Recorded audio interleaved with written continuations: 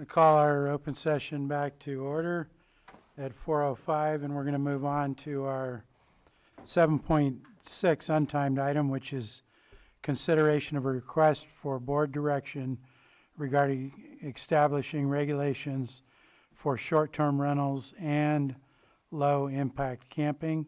And with that, I'll turn it over to Director Turner. Thank you, Mireya Turner, Community Development Director. The board requested that I bring to you the topic of short-term rentals because it's about time. We do have two things in our code, bed and breakfast and bed and breakfast inn, but years ago, as the online platforms, the vacation rental platforms started to develop and gain in popularity, it was for whole house use, which has sort of come to the forefront. Neither of the bed and breakfast or the bed and breakfast inn options allow for a whole house rental. And so we started years ago having questions from people who were trying to do things right and get their permits, ask about a permit so they could join Airbnb. And the planning division unfortunately had to tell them we don't have any option in our zoning ordinance to allow for that type of a usage. So I appreciate that the board finally said, hey, let's start looking at this land use matter to try to bring our code up to date. And our staff reviewed, I think, 11 different examples of jurisdictions, both cities and counties, of short-term rental policies. And they really kind of ran the gamut. You've got some jurisdictions that are really hands-off, let the market decide. Others are highly regulatory. And so I sort of just, instead of giving you a 11-column table, I kind of just summarized it in the things that are listed in your staff report of basic types of criteria that are regulated and what we found in that research. And so typically you'll see it could be in any zoning district that allows for residential. You do have principal residence options and some jurisdictions which are still only in not quite whole house options, but rather shared or in a primary residence. The term of permit changed anything from 1 year to 7 years. Maximum of stay varies by district. Signage was all pretty much the same, very minimal signage. You can identify your house as this is a vacation rental, but you didn't want a lot of flashy stuff, which is great since most of these are located in your residential neighborhoods and you want to maintain the quiet residential character. Parking, we saw some jurisdictions that limited the short-term rentals availability by the amount of parking that was available. Because one of the conflicts we've seen arise just in general, anecdotally, is people using a house as a vacation rental. 95 people all join in for this really large house, and there's 2 parking spots. And so they're overflowing into the road, impeding traffic, causing a problem. Oops, excuse me. One other criteria I noted reading all those different ordinances was the jurisdiction really stressed an extended or public outreach effort in order to bring together people from different parts of the industry, as well as residents, as well as members of the public, all to come together to talk about where do we want these? How many do we want total? Do we want a number which is a percentage of our overall housing stock that we have available, or do we want to regulate it by community? And so that process and that outreach helped to sort of guide those recommendations and ended up guiding those guidelines. I would recommend that the board establish an ad hoc committee. I can understand that we're sort of playing catch up with our land use regulations to sort of address an industry that is already present. And I know that our treasurer tax collector is also parallel bringing to you updates to address the transient occupancy tax also. So this is a great time for us to get moving on this, but I do recommend that the board establish an ad hoc committee so that we can start with a very strong basis of what our residents want and what our business owners are looking for. Should the board be interested, I made a suggestion of members of the ad hoc committee. And I would prefer it to be an ad hoc committee that is based out of community development rather than the more cumbersome ones that include supervisors and have to be Brown Act and all that stuff. But and so it would include a representative from our tourism improvement district, one of our local chambers of commerce, fire chiefs, housing specialist, business association. We have a number of local business associations. Any one of them would be great. And maybe a short-term rental owner. And I didn't write it down, but maybe a public, just a member of the public who's interested, but doesn't own a short-term rental. Also open to any other ideas that the board may have. One suggestion in a conversation I had with Supervisor Pyska was to make sure that we have EH involved, because some of our remote vacation areas may not have suitable water and sewer, and so we want to make sure that that's covered. So I know EH is really strapped, and if the board didn't have an EH representative on the ad hoc, we would definitely make sure that any recommendations were passed through that group, that division of health services. So I welcome board input on this as far as two things I'm interested in: yes or no on ad hoc, and if yes, are there any categories I may have missed? And then secondarily, a timeline, because as you know, we are ramping up again to a pretty intense period as we finish our Lake County 2050 general plan.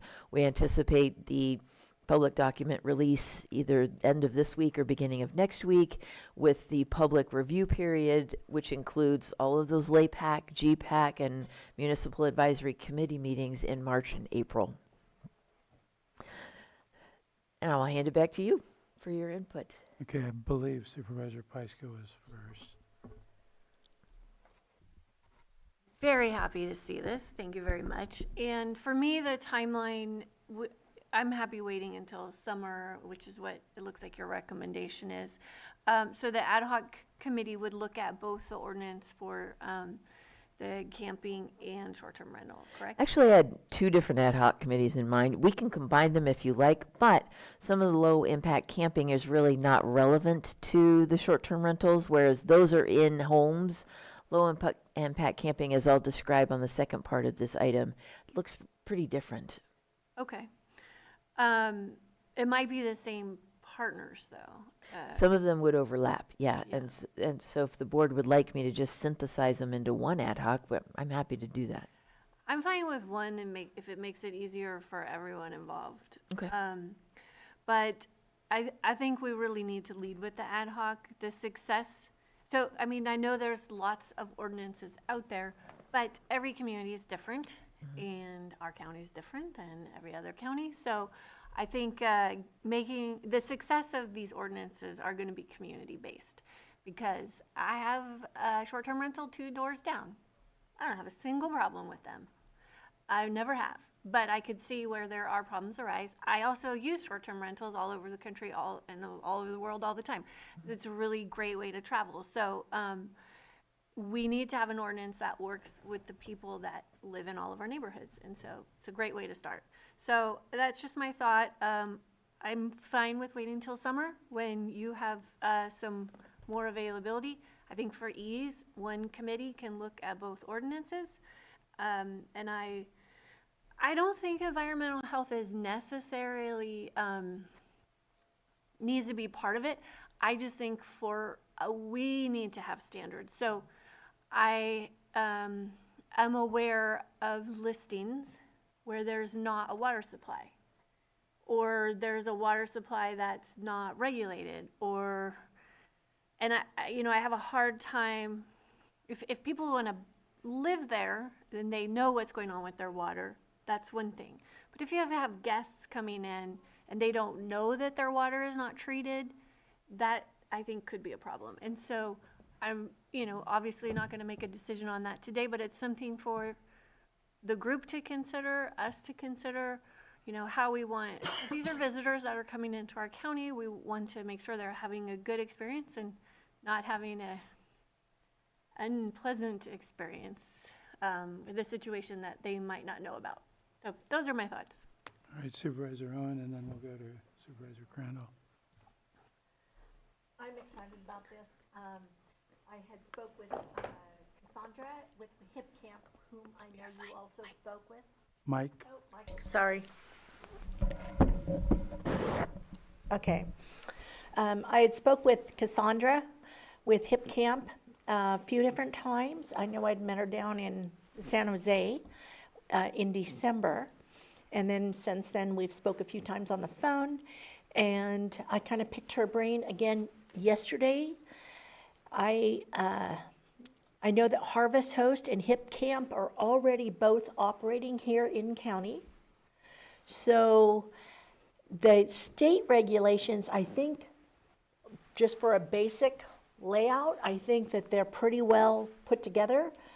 I was talking to Cassandra to see if there was, like where they've seen issues in the past, and I would like to keep things as simple and basic as possible myself. If we did something like just require a business license, and then they sign up for their TOT tax, I think that would probably be sufficient. And according to Cassandra, that was one of the things she had mentioned. The number of people per sites, and then we already have standards for setbacks. Actually, Cassandra is online, and she was going to speak to the next portion of this Oh, item, okay, which is the okay. low-impact camping. Okay, Yeah. okay. I'll get to that in just a moment. Oh, okay. She had said, but I wasn't sure if she was still online because I didn't see her come up. So I know that it varied a lot, and she had, I believe, sent you some statistics on San Bernardino and all the different counties. I would like to keep it as simple as possible with the low impact, depending on whether if they've got a self-contained unit with bathrooms, or whether we have to, say for instance, the public had to provide porta potties would be sufficient on that. If it's dry camp, then they usually are expected to bring their own water. So I think a lot of that is already drawn out in the state regulations. Mm-hmm. So I don't think there's a lot to do. I would like to see it in place, and where we can start accepting that ASAP. I think people usually are camping by April, May, depending on the year. So I would like to see this. I don't think there's a lot of work to do. Other than checking with the setbacks, if there's something different, because there was a wide variety in setbacks pertaining to I was going to different cover counties. that actually after I got your input on short-term rentals. Okay, In particular, if you had any concern with combining the two ad hoc committees into one. well, the only thing I would say about that is I would rather this stand separate so that we can get it through. I think that there's less work to do because it's already been laid out at the state, how it can concur. So the regulations, everything's already done for us. It's just if we have to tweak something. Should the board like, I can move on to the low-impact camping I portion. want to let supervisors Thank you. go first. Supervisor Crandall?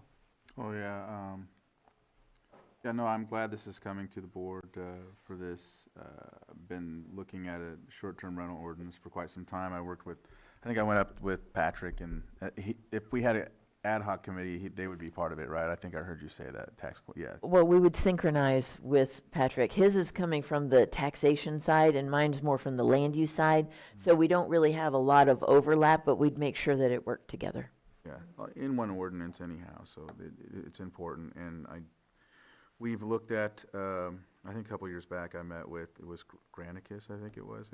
What was the other group called that we had? Ooh. We had OpenGov, but what was the one We had, before? Deckert's Technologies, I think, also was working with that, which the tax collector brought on board, and those are the ones that actually started showing you the statistics about how many active short-term rentals we do have in the county. Yeah, Yeah, and so that's what they showed, was the amount that we had, the amount that were active, and then the amount that more than likely weren't paying any types of taxes or fees or anything like that. So I think it's something I don't want to rush anything, but I mean, I think we've needed this for quite some time, but I don't want to rush it and then it gets stuck again. So however we need to do it, I'm in favor of doing it and helping. Right. I have, go ahead. Supervisor Crandall, or I mean, Nope. okay. I have one more kind of reason I'd like to see this not combined, to be able to speed it up. I do have a project that's coming forward that is, no, it's probably going to be too big to fit in here, because this one, I think, caps it at 9 or 12 spaces, 9 spaces, where the other one is like 104, and that would be the Langtree, and that would be short-term rentals, but they're kind of on a time crunch for funding reasons. We are processing their permit, yes, Thank you. absolutely. All right, I'm going to hold my comments for now. You go ahead and move on to the Okay. next portion. So Part B, low-impact camping. Assembly Bill 518 became law in 2025. The goal is to offer a lower-impact camping experience that would then be exempt from a number of the special occupancy park requirements, which the state had been hearing from constituents was cost prohibitive. And so this is a great opportunity for an existing vineyard manager, orchard manager, an agriculturally used property, a remote property like rural lands or timber preserve zone property, to have a no more than 9-site camping site. It can be anywhere from 1 to 9. The parcel where it's located can be no less than 2 acres in size, so 2 acres or larger, and each acre would allow you a campsite. So a 2-acre property would only allow for 2 campsites, but 3, 4, 5, 6, 7, 8, 9, maxing at 9, and then so on for the larger properties, still maxing at 9. Of those properties, or of the 9 campsites, no more than 4 could be occupied by an RV, but the others could be glamping, tent camping, things like that. The law itself is not mandatory that jurisdictions enact this, but it gave the jurisdictions an opportunity to create a framework with baseline regulations that it was spelled out, and which I included in the staff report. Additional restrictions could be applied should the jurisdiction feel it's necessary. And let's see, and so I did attend the webinar led by Hip Camp. That was just one of the proponents. And Cassandra Vasilakis is present online to help fill out any gaps or answer questions the board may have. So if the board is interested, which it sounds like, in enacting this option for our folks, then the same questions or direction would be appreciated, either the same ad hoc and also timeline, given the significant activities we have going on already in CDD. Bring it back to supervisors, and go ahead, Supervisor Sabatier. So I may be a odd man out here. We just had a conversation earlier that we are hopefully going to have before the end of the month, if not early March. We still have ag road standards. We still have cannabis. We still have 25th. I feel we're adding on top of things that I'm not seeing getting accomplished yet. And I know some of them, it's a matter of time, but I don't feel it is a good thing to add something when I'm not seeing things getting done that we've added on the list a long time ago. I know we're saying summer, but what's the purpose of putting it on the list, if not maybe a little bit later and saying, let's put it on the list because now we're ready. And so I think that while some individuals may have some issues with individual situations with Airbnbs, I don't think it's a tragedy what's happening out there right now, and it's not like we're stopping people from being able to do their stuff, and we shouldn't be. It's because we shouldn't get in the way at this moment in time. If somebody wants to rent their house, I don't think there's anything that says that you can't. Just because it doesn't say that you can, doesn't necessarily mean that you can't. We can get to that later when we're ready. For the low-impact camping, I'm very interested. I just, again, when and where and how, I would love, as Supervisor Owen mentioned, just the simplest process of just saying, yes, we're doing AB 5, sorry, it's not right. 518. 518. And then maybe a little bit later, we can say, here are some of the additional restrictions based on what we've learned that we want to go ahead and apply as a regulation for it. But at this moment in time, especially with our last conversation that we had and prior conversations that we've had, I don't know why we're adding more to the list when I'm not seeing the list diminishing. And I feel I just had this conversation with Greg Folsom, and he said something to me a long time ago when I was a council member. I don't understand capacity. And I'm thinking that at this moment in time, as a board, we don't understand capacity if we are going to keep adding more when we are not checking things off the list. And I don't want to do that to you. I don't want to do that to your department. In fact, I'm a little sad in how much work you've already done, because I don't feel that that direction was directly provided to bring this back. Maybe I live in a different world and I understood something else. But the amount of work that's gone into this when there's so many other things that we're trying to get accomplished is, I think we need to slow down and we need to check things off the list before we extend the list further. I think that might be an old pen, Supervisor Ryan, or is that? I did put it back up, but go ahead and take her Go ahead, first. Supervisor Pyska.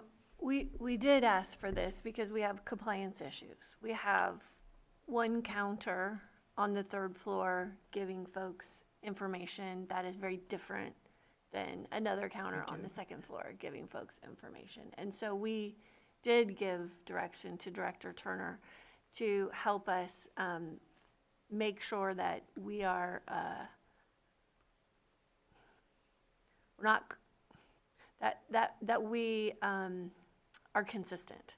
And having a short-term ordinance brings that consistency, because there are pretty serious inconsistencies right now. And, you know, we do need to wait until she does have capacity. And if that's this summer, it's the summer. If it gets pushed, it gets pushed. But we do need to put it on the list, fully understanding it's not at the top of the list. So that's where I am. And I think, you know, I'm super excited about low impact camping. I've also had some really great experiences camping out on cattle ranches and doing all kinds of really fun things that you can't do without this type of ordinance. However, I've accidentally also gotten into a camping situation in a paper subdivision in the middle of nowhere. And I don't think that that's what we want either. So the thing that I said to Cassandra when I had a call with her is, let's make it the easiest way that we can to have an ordinance where people can comply. And I think that's what I hear from my colleagues too, is we don't want to make this difficult, we want to make this easy. But that does not go without increasing your workload. And so I really feel like we need to put this on the list. It is not at the top, it's closer to the bottom, and when we have capacity, we can move forward. But we do have to be realistic about capacity. Supervisor Owen. I was just going to ask if it would be possible to adopt the state's version so that we can get going and then deal with any changes at a later time. It's already written out there as far as removing the garbage, et cetera, how many acres. I could see us maybe moving it from 2 to 5 at a later time, but for right now, and it already has 200-foot setbacks from residents, so there's a lot of information in there already. The work's been done for us. What is the feeling here? Do we want to go with the state's version and then make adjustments later when we have the time? If I could make a recommendation, I would split the two, short-term rental and low-impact camping. Yes. Low-impact camping, instead of an ad hoc, let's have a meeting. Farm Bureau has already said they'd be happy to participate. I'd like to have at least a meeting with the minimum standards that are set out by the state to see if the fire chiefs and the Farm Bureau probably Ag Commissioner and Tourism Improvement District. If they have no concerns, I'd be happy to whip up that ordinance and bring it back to the board. Short-term rentals, I would encourage us to have an ad hoc and a little bit more formal, only to answer some of the questions that I think will ease the way for consideration of that when it does come back to you. As far as timeline and capacity, and boy, do I appreciate that this board is concerned about that. Article 27 is scheduled to come before you on March 3rd, because we had to wait until we had all three of you, and it's a 20-day notice period instead of a 10-day notice period. Anyway, it's coming on March 3rd. We're already working on 73 to get a rough draft to get to County Council. Not sure when that's going to be done. I did have a meeting with the Ag Advisory Committee, and then a subsequent meeting with Public Works on the Ag Road Standards, and have a proposal for that I am happy to bring to the board as just sort of a memo. Basically, I'd like to turn it over to the road experts to integrate into what is now an active update for all their road and design standards. To just hand it over to them, and they'll add it in. But anyway, that's not on your agenda. I could feel Lloyd looking at me. So back to what we have before us. That is the appreciation. I can move faster with the low impact camping, since the regulation is already very straightforward and minimal. And then take a little longer time, maybe starting at the end of April. So whatever month comes after April, May, June, this summer can start with short-term rental ad hoc committee and get that moving, because I do feel that is urgent. We can't continue to have this conflict between land use regulation and taxation. So I'm excited to get started on that, and we will have completed our public input period for Lake County 2050. Things will go back to the writing team on that aspect until it comes back to you in the fall. So that's a good gap right in the summer to move forward with short-term rentals. Oh, sorry. Okay, my thoughts are, these are both important. They go to our economic development, but at the same time, I've already heard the comments and I agree, there's other major priorities that we have to get done first. So I don't want to put a deadline and all that on here. I just want to get it, if we approve it, get it on the list so we can work on it when we can work on it. I also think that I'm not in favor of combining the two, because I think the low impact camping is much, much easier, as has already been said, to deal with. So I don't want to tie that part of it up with the short-term rental, because I think there's going to be a lot more complexities with that one and a lot more public weigh in. I think this other one's a lot easier. So that's where I sit on, separating them out, and if we approve them, they're on the list. But With the understanding that I'm sorry, I didn't mean no, to it's go over okay. for you. Yeah. But with the understanding that the priority is 27, Article 73, our fiscal updates and those decisions moving forward, and Lake County 2050 public review period. I think that's what we're hearing from the board. I don't know if there's anything else, but those and anything else that we missed that's a priority, I think those are the critical ones. We're just, the way I look at it today, if we approve it, we're getting it on the list Yes. for authorization to work on it when we can. So that's my comment. Is there anything further from the board? Do you want to, I don't see anything further. Do you want to offer anything from the folks that are online, or? I don't know if Cassandra would have anything to add. I think we've pretty much captured. Yeah, and we did get a lot of public comment. We did get public comment from Cassandra, so she'll certainly be able to speak in public comment when we open it up. I know there's an e-comment waiting from the Farm Bureau also in strong support. Okay, yeah, I believe I know we had several, so. Yeah, I believe that the farm camping is one of the things that I think that we're kind of looking at in this area. Anything further from the board before I open it to public? Not seeing any. I'm going to go ahead and open it up to the public. And the room is not very busy. Is there anybody in the room? Not seeing any. I think it's all going to be online. What was that? Lisa, we're going to unmute you. If you could state your full name for the record, and you'll have 3 minutes. Thank you. My name is Lisa Wilson. I live in Clear Lake. Last night, I attended a meeting of the Government Affairs Committee of the Lake County Chamber of Commerce. In that meeting, support for AB 518, low-impact camping, was affirmed. The Lake County Chamber of Commerce supports AB 518 and urges careful implementation of a clear, workable ordinance that is accessible for landowners and right-sized for low-impact recreation. I will be the chamber representative when the ad hoc committee is formed. You also have my personal comments of support on record. I see that staff has a timeline that suggests ad hoc meetings would not start earlier than summer 2026. I encourage a further stipulation that meetings start no later than October 2026. Let's ensure that the work gets done in a timely manner. I also support 2 separate committees for short-term rentals and the low-impact camping. Thank you. Thank you, Lisa. Guest, if you could state your name for the record, and you'll have 3 minutes. Thank you, Mr. Chair. Angela Amaral. I have to agree with Supervisor Crandall that this is long overdue. Also have to agree with Supervisor Sabatier on capacity, and with Supervisor Pyska that some communities have different views. Living in an area that does not allow for commercial uses, there have been several instances of residents opposing short-term rentals in our area. Local zoning in some areas do consider short-term rentals a commercial use, and this has split court decisions on this topic. As Supervisor Owen suggested, maybe a business license requirement may satisfy this.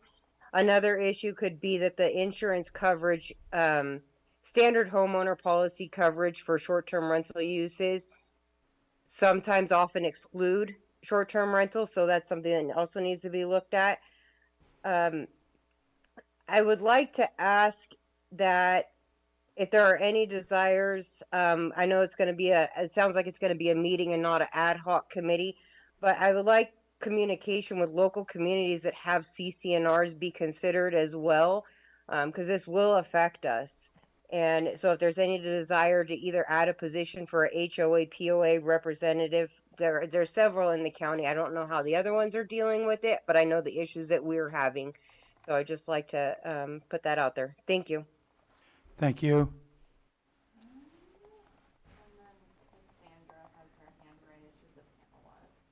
Cassandra, go ahead. Hi there, can you hear me? Yes. Fantastic. Thank you so much for the opportunity to comment on this item. My name is Cassandra Pren-Vasilikis. I support government and community relations at HipCamp.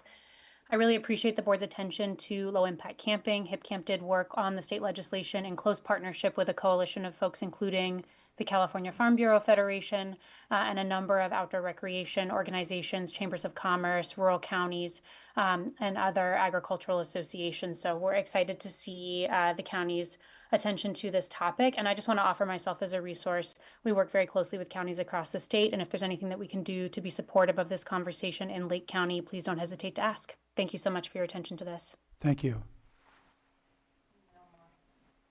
No more hands. I'm going to go ahead and close public comment and bring it back to the board.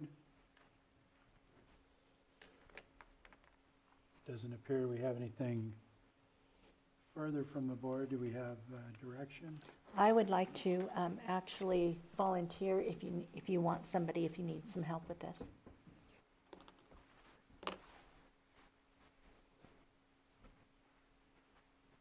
So I think we need to give direction. From what I was hearing is that we want to work on it, but I'm not sure if we're clear on all the direction that we wanted to. What I was hearing is that we wanted to work on this, but not put a priority timeline on it. There's clearly many other priorities that need to get addressed. It sounded like we had consensus to split these apart, to work on them two different parts. Am I missing anything? Nope. No. Do you have questions on Would you like me to tell you what I think you told me? Yes, Just to make sure I got it? yeah. Okay, we're separating short-term rentals and low-impact camping. We'll establish an ad hoc committee for short-term rentals. We will have maybe a meeting with some people for the low-impact camping. They're both a priority, and we will work on them as we can. Probably the low-impact camping will come back to you sooner, because that's probably going to require less public outreach. And then work on them as we can, which is me working on them, because I won't have staff do it. And as we can, given the priorities that we do have in existence, which is our fiscal situation and the Article 72, Article 73, and Lake County 2050 public review period process. I think that's the direction, and I'm not hearing any other correction. Go ahead, Mr. County Counsel. Thank you, Mr. Chair. So your board may want to clarify for Director Attorney here, as far as the ad hoc committee for the short-term rental, if your board approves the proposed membership that was referenced in the memo for that ad hoc committee. That would be the TID, a representative, and a local chamber, fire chiefs, a housing specialist. I was thinking somebody from the COC. A local business association, a short-term rental owner, and a member of the public. I think there was also a request for HOAs because they're having issues in some of them apparently. Is that something you're willing to? Or I can add an HOA representative, sure. What's the thinking on the COC? We don't- Well, okay, so the housing specialist, my thought was the short-term rentals you want to make sure isn't going to overall impact a significant part of our housing stock, because one of the problems we've heard anecdotally is that there are so many short-term rentals, particularly in areas where tourism is a significant pull to the properties, that these short-term rentals are no longer available in the housing stock for people to live in for more than 30 days. And that has been a negative impact that I'm only assuming our board wants to avoid. Okay. And so that's why I was thinking a housing specialist. It could be something else. I'm absolutely open to ideas. Oh, no, I was just asking. I just Yeah. didn't. I feel that if somebody owns a house, they have the right to do what they want with it. Supervisor?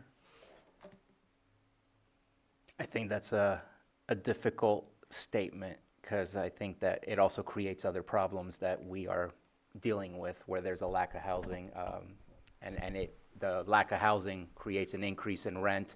It's just a supply and demand situation, and so I think we just need to do it right. I just want to speak up because of the COC that you mentioned. I don't want to volunteer somebody, and I'll check in with the COC, but I know that Lisa Judd always that's a good participates idea. in the COC, and I think she has an expertise that's a great in idea. housing versus anybody else in the COC. There's a lot of caring and passionate people in the COC, but I think the expertise or what you're looking for may come from Lisa Judd, but I'll let CAO Parker make the decision whether or not she's available for that ad hoc committee. That's a great idea. If she is available, I think she's a good choice, Mhm. if that's possible. Yes, I'll be actually working with her to get the proper data on what our housing stock actually, the most recent housing stock is too. And that data will help, I'm sure, to inform the board's decision. So with that, I think we're good with that makeup, Excellent. okay? And we're going to go ahead and close this item. Yes, thank you very Thank you much. for presenting that today. And next, we're going to move into our 7.2 item, consideration of agreement between the County of Lake, acting through Lake County Behavioral Health Services as lead agency for the Lake County Continuum of Care and North Coast Opportunities Incorporated for rapid rehousing services for fiscal years 25 through 26 and 26 through 27. We have our Deputy Director of Behavioral Health here, and I'll turn it over to you. Hey, Christine Andrus. So Bruno probably knows more about this one than I do, but this is through the COC. It's a contract with NCO for rapid rehousing, I believe vouchers or whatever they plan on doing with it. But yeah, that's what it's for. Questions from board members? Supervisor Sabatier? Yeah, this is through a grant that the COC has received. NCO was I believe, the sole bidder on this. And this is the agreement that's put in front of you. I did have a conversation, and sorry if I'm being slightly cryptic, not sure if I name names, but with one of the local tribal CBOs. They've been attempting to meet with NCO to make sure that these programs are openly available and with a working relationship to not just the county or possibly the cities, but just to all of Lake County as a whole. And wondering, and I know that this might put a wrench in the wheel, and so looking for opportunities and options on how this can be implemented. But in Exhibit A, which is the scope of services, I believe it's 1.12 that I was looking at, adding 1.10 and saying that contractor will organize a meeting with local tribes and tribal CBOs in order to ensure that rapid rehousing covers the entire county through strengthened collaboration. Just looking to see if that can be added. I don't think that changes anything.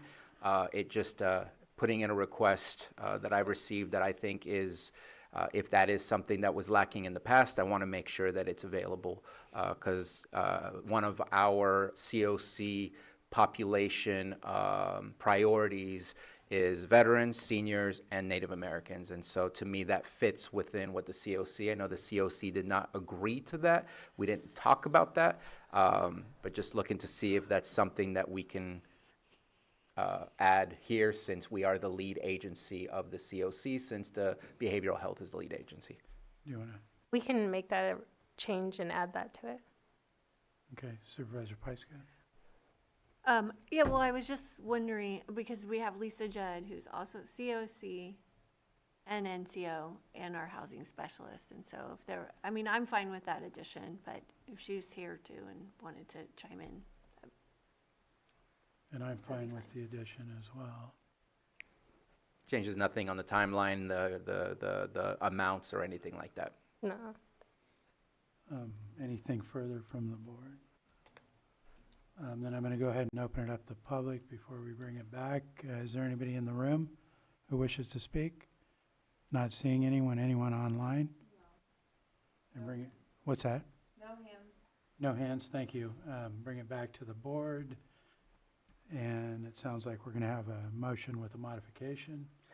Mr. Chair, I move to approve the agreement between the County of Lake, acting through the Lake County Behavioral Health Services as lead agency for the Lake County Continuum of Care and North Coast Opportunities, Inc. for rapid rehousing services for fiscal years 25-26 and 26-27, and authorize the chair to sign and offer the amendment with the addition of 1.10 in Exhibit A. Second. I have a motion and a second. All in favor? Aye. Aye. Opposed? That carries 5-0.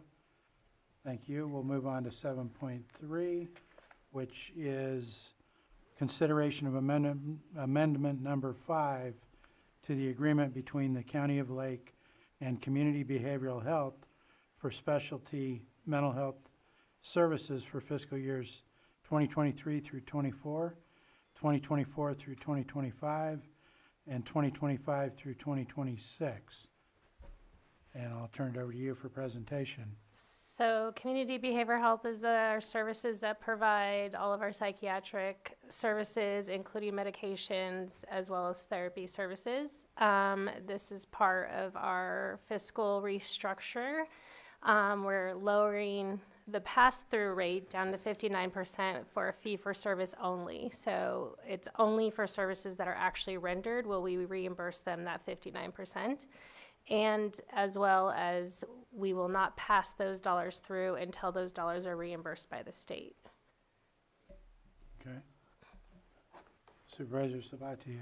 Yeah, I appreciate that policy that was discussed 4 months ago being put into, I think, multiple of the amendments that we've seen today in our consent agenda is in there. For this one, I've had some concerns on the cost, because I know that is still 33% coming out of what we have that we receive either through mental health, MHSA, or through realignment. I don't know the exact bucket it comes out of, but 33% of that comes from our dollars. And that large number is just concerning to me. And also, and I appreciate that there is a license agreement, but at the same time, in reading it, and I'm wondering if maybe Mr. Guintavano can speak to it. I know that you did sign it, but there's certain sections of the license agreement where I get a little concerned as to the way we're treating community behavioral health feels a little too much and too close to the way we treat employees. And I know PERS is very particular. So in there, it basically says that they may be able to access the internet or networks as long as they follow the policies. It doesn't say they will, but it says they may. That there will be simple furnishings provided. And all of that, I feel, is like in that really gray area where I'm just, again, still concerned about this contract. So I appreciate the changes that were made. I do want to at least make that statement.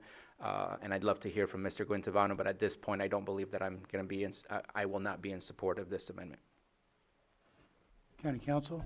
Thank you, Mr. Chair. So typically, and this is what I'm looking for now, it's a pretty large contract as far as the initial contract's concerned.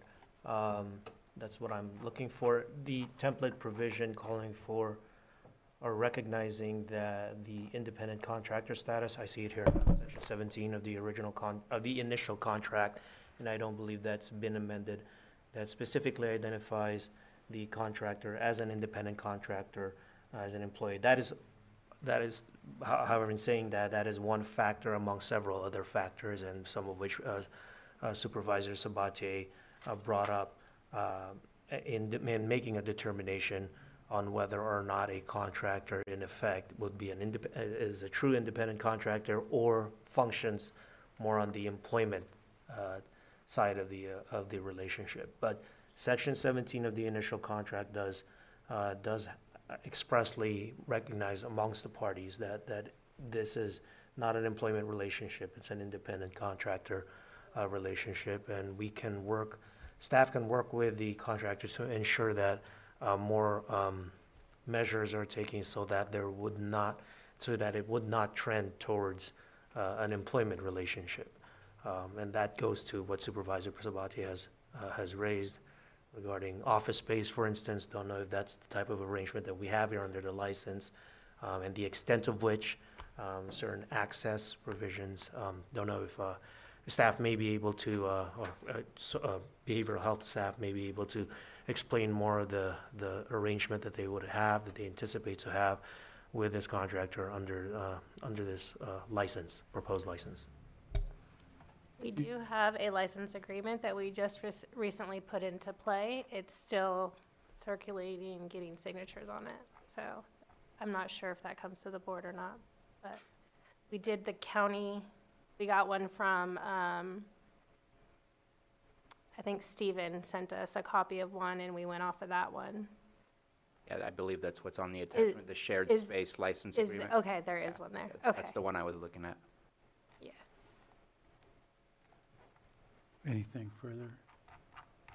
And again, apologize for the extra comment. I know it says the term is from September 25th through June 30th for the license agreement. This contract, I believe, started in September of 2023, if I'm correct. Wondering if the term needs to be backdated to that to cover our liability for the use of the building since then, because I know it says that at the bottom where it says this agreement is subject to and incorporates blah, blah, blah, parties dated August 23rd, 2023, but at the top it only seems to show like it's for this fiscal year, and just kind of wondering if, actually it says September 1st, so maybe it was a typo and it needs to be 2023? I think because we just did it and just implemented it, we started it with this date, but. Okay. Anything further from the board? I don't believe I opened this to public yet, did I? Is there anybody in the room? Not seeing any? No hands, so I'll close public comment and bring it back to the board for possible action.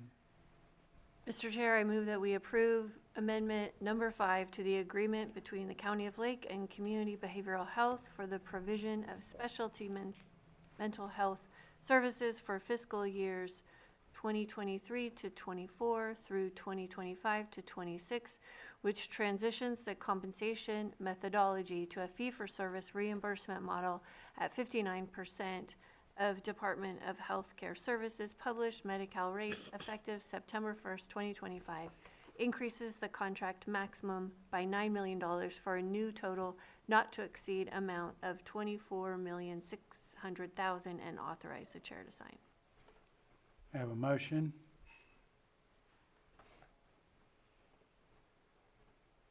Not hearing a second. Second. I have a motion and a second. All in favor? Aye. Aye. Aye. Opposed? Nay. I believe that's 3-2. So I believe it passes. Yes. Thank you. And we're going to move on to item 7.4, which is consideration of approval of a transitional rent provider agreement between the Lake County Behavioral Health Services and Partnership Health Plan of California, effective January 1st, 2026, to allow the county to provide transitional rent services under the Medi-Cal Community Supports benefit with no impact to the county general fund. And before you start, I need to check in with Supervisor Crandall. Yeah, I wanted to see if it was possible if we could postpone this item or table it. I wanted to have time to reach out to the local tribal leaders. Apparently, there is no mechanism that has a regard for tribal health behavioral services, and I would like the tribes to have an opportunity to weigh in when it comes to this. In the Executive Order B-1011, for the state, it requires there's a consultation when it comes to things like this. So just wanted to see if there's a possibility. If not, we can go forward from there. But I'd rather have the opportunity to have tribes to be able to weigh in on this. Do you have a comment on that question? Is that going to cause any issues? Or? It will postpone us getting the transitional housing rent up and running. Okay. Let me check in with the rest of the board on Supervisor Crandall's concern. Go ahead, Supervisor Sabatier. Yeah, just a quick question for you, Supervisor Crandall. Did this go through, this did not go through an RFP because we're working with Partnership, who's kind of Yeah. a sole type of thing. Yeah, Partnership is the primary, it's just an agreement that we will be the sole the provider that will process the rents through transitional housing. So all the ECM providers will refer their clients, the qualified clients to us, and then we will pass through those rents to Partnership and bill for those services. And so based on the conversation I was having yesterday with one of the tribal CBOs, this doesn't prohibit other tribal CBOs or tribal councils or other tribes to get their own agreement with Partnership. This does not, and I got an answer from behavioral health about this, that it doesn't, we're not the pipeline for this program. We're just one of the providers of the program, but there is the availability for other providers of that program. Am I correct on that? So the confusing part is we are the provider for the actual dollar amount. We don't have to be the provider for the ECM portion and the navigation portion. So they are assigned a case manager to navigate that housing process, but we are the actual ones who will pass through those dollars. And we will pay the rent and then bill Partnership for the rent up to 6 months. Just to clarify my understanding, you're saying we're the ones that hold the dollars and then we're the ones to pass through, meaning anyone else trying to access that program will have to go to behavioral health and we They will have be to, the yeah. sole pipeline. We will be the sole. And I think at that point, I think there needs to absolutely be that conversation. I'm in support of that and seeing if we can come back. Thank you. And I'm in support of Supervisor's concerns as well. Thank you. I reached out to them already, but it was just too short a notice. With the 2 weeks, it gives us time to be able to have them, yeah. And we just met with Partnership, and they're still in the process of trying to, get our agreement so that they can go out there and educate all the ECM providers on how to process it, so. And Supervisor Crandall, do you have a suggestion on when? I'm fine with it, like, if it's not too much in 2 weeks, I mean, but if it's too much, then we can go another week back, but I'm fine with, the next meeting, if need be, So that would be the if there's room. the 24th? Oh, wait, oh, no, I meant, is that the next meeting? Yes. Okay, yeah, I'm fine with that, but if it has to be the 3rd, I'm good either way, you know. So the 24th, we'll have only 3 board members, but,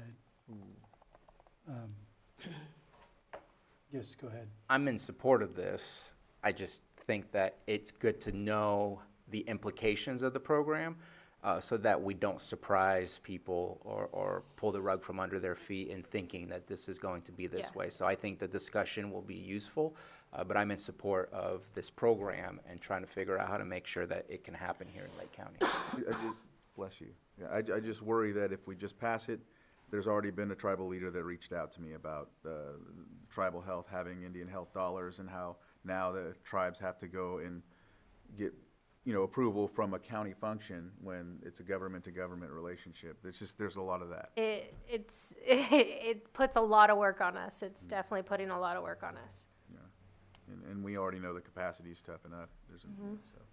So it sounds like we could do it on the 24th. That's 2 weeks. I'm okay with that. If the two that aren't gonna be here are okay with that, if need be, we can push it back. Okay. You got 2 thumbs up. Right. That gives 2 weeks for tribal outreach. I would also say it also slightly depends, I guess, on how the conversation goes. If there's some controversy between how we're planning to move forward, or if there's a smooth road ahead. I'm not saying that would tell me to vote no, but I think I would rather figure out how to solve what the controversy is and figure out how to get on common ground rather than push something through. So I think it depends how the conversation goes. Yeah, so we can check that and try. If it doesn't work, we can move it further out. Okay. Yeah. We'll do that. All right? Thank you. Thank you. Thank you. Oh, hang on, I gotta open it to public, right? Oh, that's right. Okay. Is there anybody in the room? No hands, and no hands in the room or online. I bring it back to the board, and I think we have consensus. So we'll conclude this item. Thank you. Thank you. And I do need to go back to our 10 a.m. Item 8. And was there any report out of closed session? Supervisor Pyska? Sorry. No action taken. Okay, no action out of closed session. That item is now officially closed. And I'm going to move on to, I believe this is our last item, which is supervisor reports. Is that correct? We have nothing else missing? That is correct. Okay, who would like to start? I will forego my report for today since we've lost everybody and it's 5 p.m. Okay? Anybody else? I can go ahead and start. So tomorrow I believe I have the animal control oversight. On Thursday, I'm going to be working on some energy policy prior to our ad hoc meeting on Friday, as well as Coast Guard Station. I've got some work to do on that. I'm hoping on Friday, along with the ad hoc committee, I'd like to get into a county tour for one of the agencies here, one of the departments. And I think that's it until the weekend. Thank you. Oh, nope, I have math on Thursday night. It was just down for the 12th math meeting. Thank you. Go to Supervisor Crandall. Did you have anything today?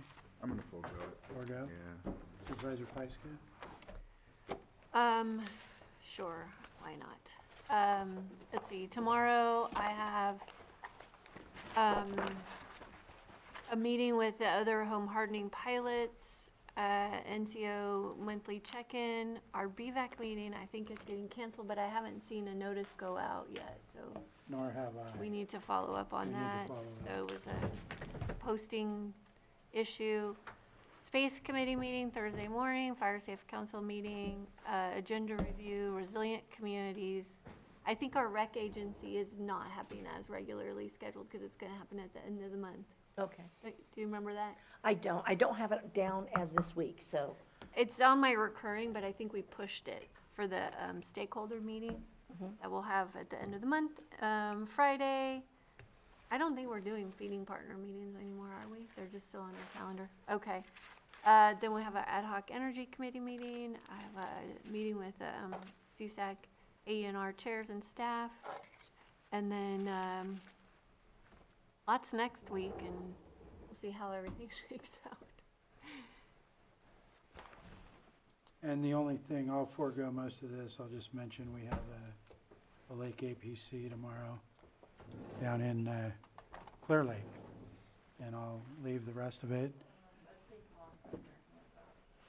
She have her hand up? About, well, we have, none of the items are open, so Who is it? Betsy Kahn.